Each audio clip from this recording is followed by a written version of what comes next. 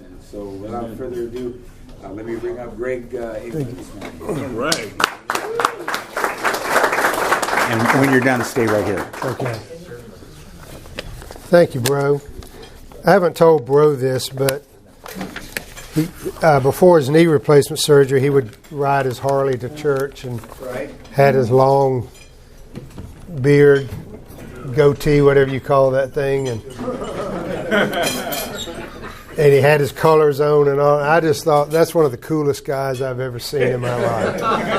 And if I could do all that and still work at the mortuary, that'd be great.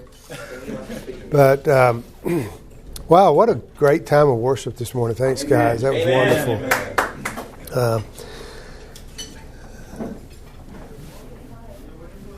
What's Christmas without a funeral director talking to you, huh? Just to be dead. Yeah. So I could spend all morning telling you about my journey into where I am today, but you got a little bio on the email, so we'll skip all that.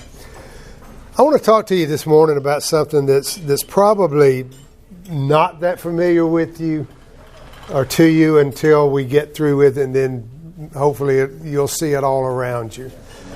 There's a little island off of the coast of Scotland, and I couldn't even find it on a map if I wanted to. Maybe some of you have been there. The island of Iona. Any of you been there? No world travelers, huh? Iona is an island that they say that when you go there, it changes you. There's something about Iona that you can't explain, but there's a spiritual feeling there like no other place on the earth. And even hardened atheists have stepped off of the boat onto the island and said, I can't explain this, but it's different. And the Scots say that that's a thin place. And what they mean by a thin place is a place where the distance between heaven and earth collapses. And if you Google that term, thin places, you'll find some really interesting stuff. Good articles there. But I want to talk to you today about thin places in our lives where heaven and earth kind of collide or collapse. And it's not a real easy concept for us to grasp in Western culture. Because whether you know it or not, you've been influenced pretty heavily by a French philosopher by the name of René Descartes. And he pushed the idea of dualism, not good and evil, but spiritual and physical. And we're kind of caught up in that dualism, that there's a spiritual side of life and there's a physical, and they're very separate. And the two never meet. And he's wrong. But our culture is that way. Spiritual, physical. So I want to look at a thin place in Scripture today. And I want to ask you to be thinking about maybe a thin place in your life that you'd be willing to share briefly this morning. But we get a glimpse of it in 2 Samuel chapter 6. And I'm not going to read that to you, but I'll tell you the story. It'll be familiar to many of you. The king of Aram is at war against the king of Israel. And the king of Aram, his army is far more advanced technologically and every other way than the Israelites are. And even archaeology has borne this out. But every time he goes to attack Israel, if you know the story, Israel's always one step ahead and they always know he's about to attack. And the king of Aram is furious about this, and he's trying to figure out, how do they know this? Who's the traitor in my army? And they tell him, it's not anyone in your army, it's Elisha. They have a prophet over there in Israel, and he knows the very words that you say in your bedroom. And so every time you make plans against Israel, Elisha tells the king of Israel what's going on. So this is the amazing part about this. The king of Aram comes up with a plan. He's going to find out where Elisha is And he's going to surround that city and do away with Elisha. Now, do you see any irony in this? If Elisha knows everything he's going to do ahead of time, Elisha's ahead of this one as well. And I'll tell you something about evil. Evil is stupid. Amen. Why do I say that? Because the consequences of evil will always hurt you. Right? Well, he thinks he's going to surround the city of Dothan and catch Elisha. And that morning, Elisha's servant goes outside, and the city is completely surrounded by the Arameans. And he's scared to death. And he goes back into the house to tell Elisha what's going on and probably to change his robe. And Elisha says, "Don't be afraid." Now the place is surrounded. And it's kind of like a Boy Scout troop going up against Delta Force or SEAL Team 6. There's just no chance of getting out of this situation. And Elisha says, the servant says, "Lord, what do we do?" And Elisha says, number one, don't be afraid. And he says, those who are with us are far greater than those who are against us. And Elisha's servant must have looked around and thought, Elisha's nuts. He just doesn't get the situation. And so Elisha prays this prayer. This is kind of the heart of what I want to talk about this morning. Elisha says, "Lord, open his eyes that he might see." And the Lord opened the servant's eyes, and he looked, and he saw the hills full of horses and chariots, an angelic army. These are the beings that protect the very honor of God. And notice what he doesn't pray. He doesn't say, "Lord, why is this happening to us?" He doesn't say, "Lord, send your angels." He doesn't say, "Lord, protect us." He doesn't say, "Lord, do something." He says, "Lord, open his eyes so that he can see." Now, those are my prayers. Maybe some of yours. Lord, why is this happening to me? Lord, what are you going to do about this? And they're not bad prayers. They're just not really great prayers. Lord, open his eyes so he can see what's already there. And it never dawned on me till a couple of years ago. And I back up a little bit. I preached in Long Beach for 15 years. And I went back last year once a month while they were searching for a new pastor. And I preached a series of about 7 or 8 sermons on this whole idea of thin places in our lives. But it kind of dawned on me. I had always thought that when Elisha prayed that God sent the army of angels around him. Then I realized, no, they were already there. Amen. They were already there, and they had been there all the time. It's just open our eyes to see what's already there. So do not fear. Well, it seems to me like that'd be a perfect time to be very afraid. But what he's saying is we're not alone in this world. We're not alone. But we need to kind of train our eyes of faith to see beyond what we can see. The eyesight's an interesting thing. Sometimes you hear people say, if I can't see it with my own eyes, I'm not going to believe it. Really? David Copperfield's worth $700 million because he can trick your eyes. And you can see exactly what's going on, and that ain't what's going on at all.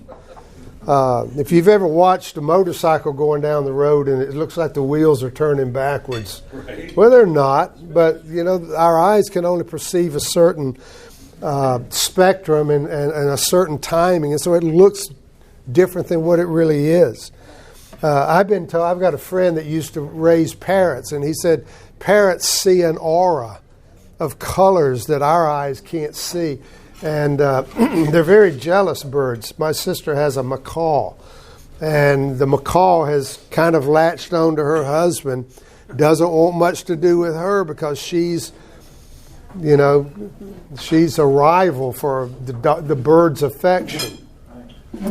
But my friend was telling me that he had the same thing with this little parrot. Didn't like his wife at all, but his wife had surgery. And the parrot made its way up the stairs, got on the bed, and placed his head right where she had had the surgery. Because that parrot could see the aura of pain that she was in. So their eyes see things that our eyes don't see. And the eye of faith sees things that the world doesn't see. And we see God working out there that they're not going to recognize.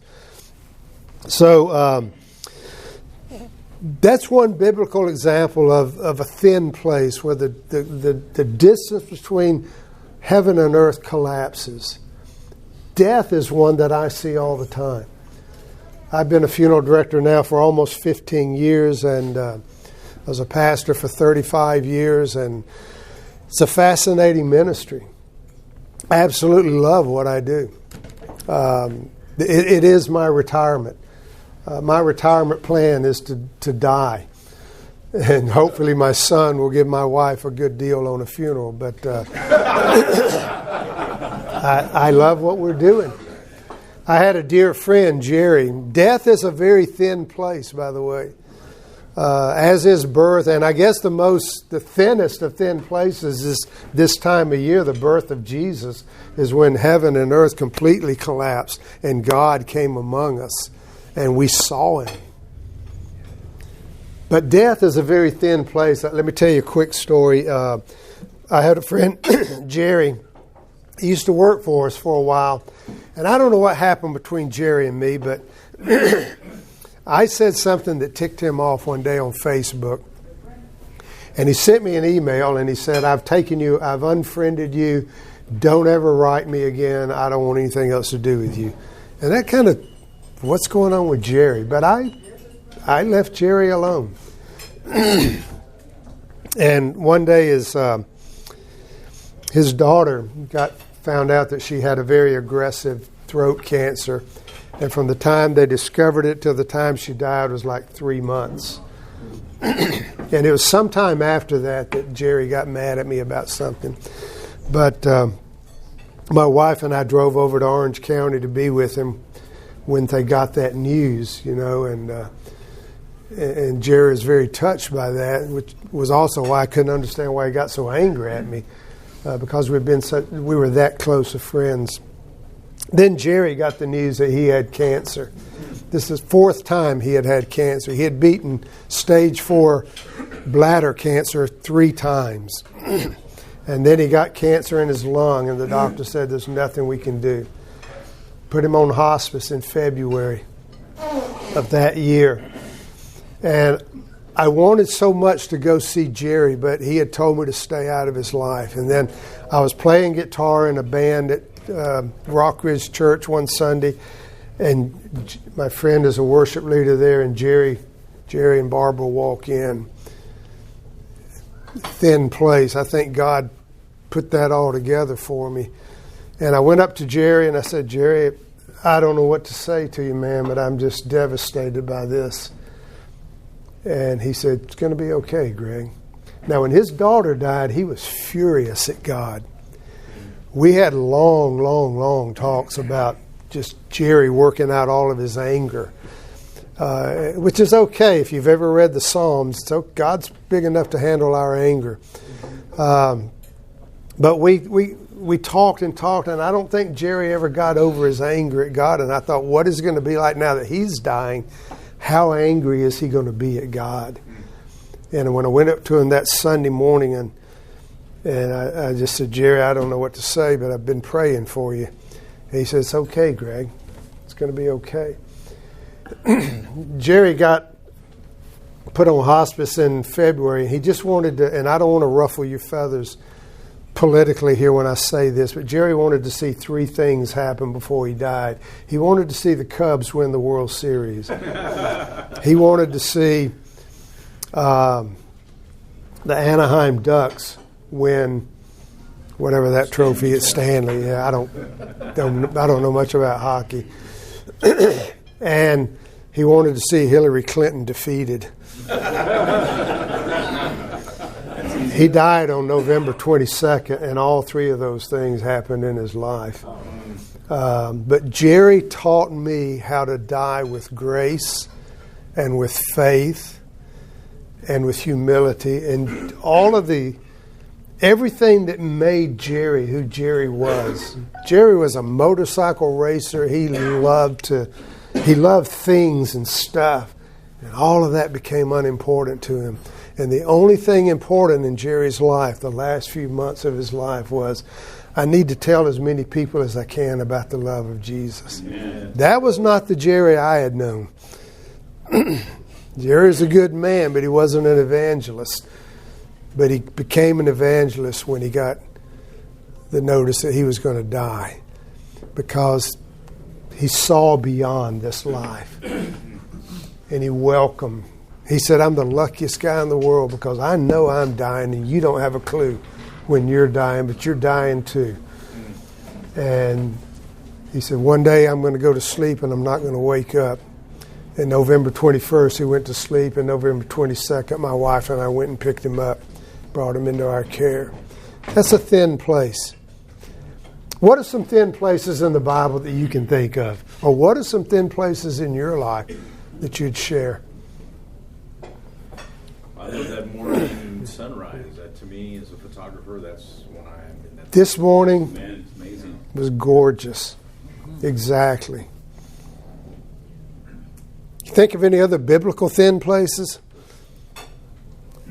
Brother, do you know what Jesus spoke about the most when he walked the earth? Fear not. Yeah. Fear not. Not love, not believe, not money, not trust. Not hell. Yeah. Not. That should be our default mode, Amen. Not to fear. And as we develop eyes of faith, I think we fear less. Yeah. I think we do. I saw that in Jerry's life. I got one. Okay. When a sinner repents and comes to know, the angels rejoice, don't they? The Bible says that you go from this place to this place.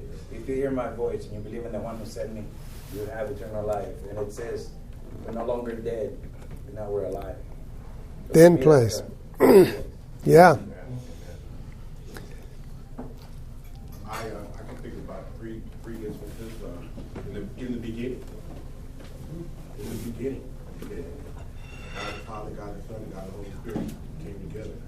Genesis 1:27 says, let us make man in our image. Again, the three live together, heaven and earth. Yeah. And then at the baptism of Jesus Christ, again, they were there. Heaven and earth being together in one place. That's a big place. Yes, it is. That's where it comes together. You talking about the spiritual and the physical. Yeah. I love your shirt. How crazy are you? Pretty crazy. Thank you, brother. Yeah, that is. One of the sermons I did was the thin place of birth. I did one on the thin place of creation. You're right. Exactly. I think of another one. It's kind of a humorous one. A prophet and an angel and a donkey walk into a bar. Remember the story of who was it? Numbers 22, Balaam and the donkey. The donkey is smarter than the prophet and actually has more sense of reason. Go back and read that story. But, you know, the angel of God was guiding them all along, but the prophet of God couldn't see the angel. Thin place. There's another one. And I don't think that angel just showed up to guide him. I think the angel was there all along. What about Daniel in the Old Testament? There's a couple of things there. Remember, I think it's chapter 8. He receives a vision. He's trying to figure that vision out, and he's praying about that. And then about chapter 10, Gabriel visits him, and he says, you know, I tried to come to you, but I was in this battle with the prince of Persia, a demonic being. He says we battle for 21 days. Can you imagine two angelic beings that can't die fighting each other to the death for 3 weeks? Finally, Michael shows up. If Michael ever shows up in your life, you're in trouble. You want Gabriel, not Michael. But Michael shows up, and Gabriel is able to go and tell Daniel what's going on. And he says an amazing thing. He says, Daniel, you're highly esteemed. You're highly favored by God. Daniel died in captivity, highly favored of God. You know, his life, the circumstances didn't change a lot, but God says, hey, I'm with you. I'm with you. And when Daniel was thrown in the den of lions, you think that angel just showed up then, or was that the angel that had been with him all along? When the three men are thrown into the fiery furnace, and they look in there, they see four. I think the fourth guy walked into the thing with them. I don't think he showed up later. I think he was with them all along. Yeah, amen. You know?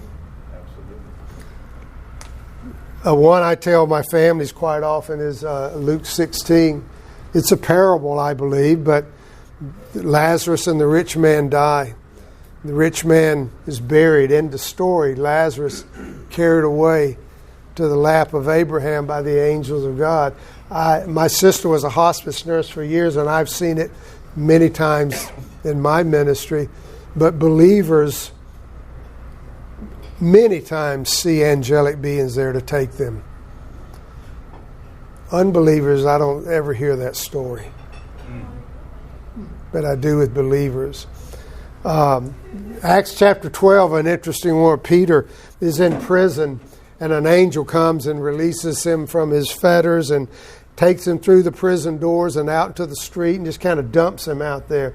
Now here's Peter, a prisoner, out in the streets of Jerusalem, and he's finding his way to the house of Mary, knocks on the door. Rhoda comes to the door. Peter says, it's me, let me in. She runs back upstairs, doesn't open the gate for him, runs upstairs and says, it's Peter. And what do they say? Can't be. Peter's in prison. It can't be Peter. Must be what? Must be his angel. They believe that we have at least an angel walking with us through this life. They believe that. How many times have you had a tragedy in your life that should have taken your life? When I was 60 years old, hold your legs up too, bro. When I was 60 years old, I was standing at the motorcycle dealership looking at a bike, and I had money in my pocket I'd been saving. And I called my wife and I said, if I buy a motorcycle, is it okay can I have your permission to buy a motorcycle? And she said, you don't need my permission to buy anything, but you don't have my blessing to buy that motorcycle. 3 years later, my son and I had gone through the class. Now, I'm 63 years old now. We went through the training, the class, and I went and bought a motorcycle. I didn't buy what I wanted. I didn't get the Harley. I didn't get an Indian. Suzuki had 3 years, no interest. And so Suzuki's looked real good to me about them. So I've some of you have ridden motorcycles as long as I've been alive, probably, but I've had, in my 3 years of riding a motorcycle, I've had 2 incidences where I should not have come out of that uninjured, much less alive.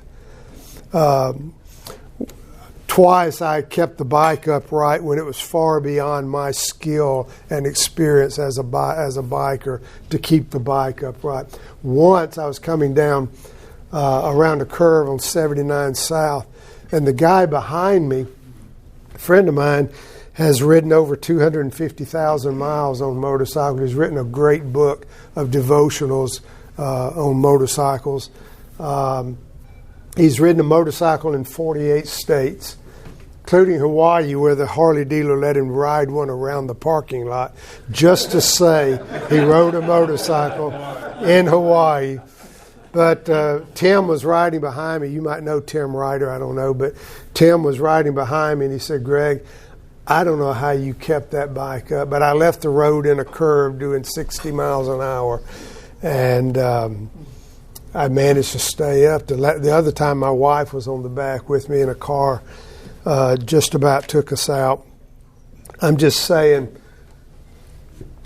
I didn't make it through that on my skills. Not at all. I honestly believe God's angel was there to take care of me. Let me kind of wrap this up. As a preacher, that means nothing, right?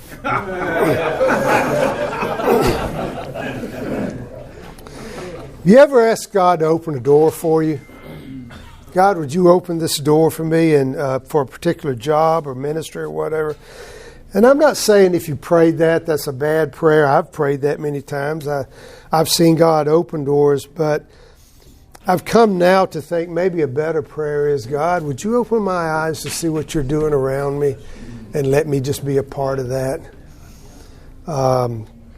Because God is already at work. There's thin places all around us. Doors are already open. I just need the vision to see what's really happening out there anywhere. The Celtics said that the distance between heaven and earth is 36 inches. Now, they didn't mean a yard. They meant it's closer than you think. Now, I'm thinking maybe they were a little bit pessimistic about that. I think it's much closer than that. Thin places exist all around us. But, we can also create thin places in our lives. James, the brother of Jesus, said this in James 4. Submit yourselves to God, resist the devil, and he will flee from you. Come near to God and what? He will come near to you. That's an incredibly thin place. We can create the thin place by resisting evil.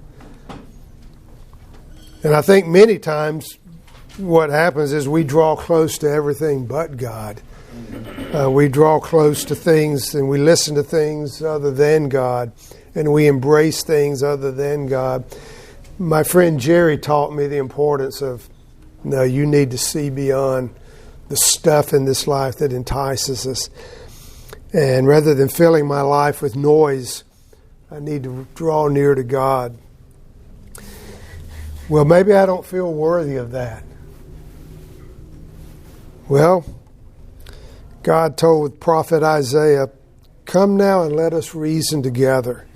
And though your sins be as scarlet, they shall be as white as snow. Amen. You feel like you're not in a good place to draw near to God? God says, let's talk about it. Mm-hmm. Let's negotiate this. Because your sins are already as white as snow. I've already taken care of that. And I'm going to close with one more from Acts 17. It says, God who made the world, thin place, brother, God who made the world and everything in it, is the Lord of heaven and earth and does not live in temples built by hands. And he is not served by human hands as if he needed anything himself, because he himself gives all men life and breath and everything else. From one man he made every nation of men, that they should inhabit the whole earth. And he determined the times set for them and the exact places where they should live.